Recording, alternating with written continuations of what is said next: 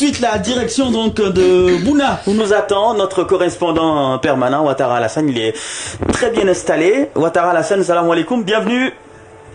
Wa alaikum salam wa rahmatullahi wa barakatuh. Vous allez bien, j'espère? Alhamdulillah, c'est la pleine forme. D'accord, ben nous aussi on va très bien. Nous sommes avec Adia Stokone qui signe son grand retour. Allez, on vous écoute, dites-nous tout. Qu'est-ce qu'on retient au niveau de l'actualité dans la région du Bunkani? Oui, nous avons 2 points de l'actualité à partager avec vous aujourd'hui. D'accord, commençons déjà par le premier.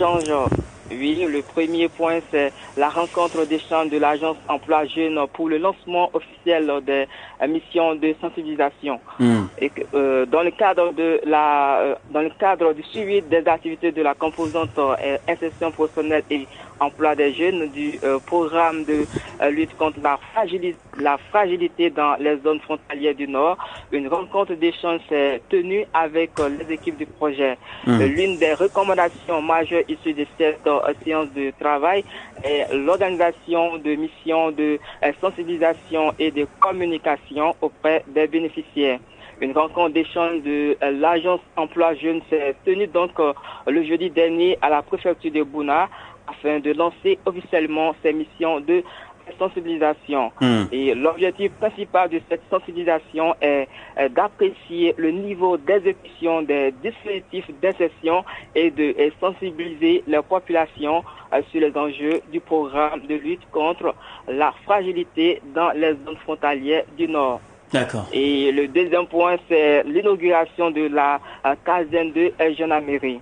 Oui, la caserne de gendarmerie de Bouna a été inaugurée hier mardi et cette caserne bâtie sur une superficie de 1 hectare est composée de un bâtiment pour l'état-major de la compagnie de gendarmerie, un bâtiment pour la brigade de la gendarmerie territoriale, un bâtiment abritant la cellule antidrogue et la brigade de recherche, un bâtiment comme maison de confiance et de protection de la famille et un bâtiment pour le peloton de surveillance d'intervention de la gendarmerie. D'accord. Cette caserne a été bâtie dans le cadre de la mise en œuvre du projet d'appui à la lutte contre le terrorisme dans le nord de la Côte d'Ivoire, en abrégé Sécunor.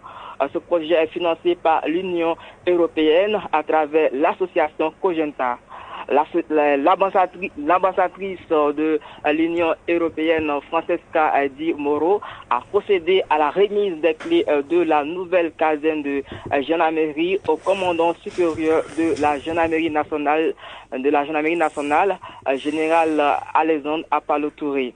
À cela s'ajoute la remise de 10 véhicules et de 10 motos. Rappelons que la pose de la première pierre de cette caserne de gendarmerie s'est tenue le mercredi 28 février dernier.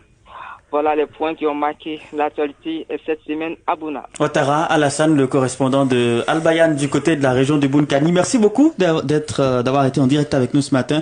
Rendez-vous est pris, Inch'Allah, pour mercredi prochain pour d'autres échos donc de la région du Bunkani. Bonne journée.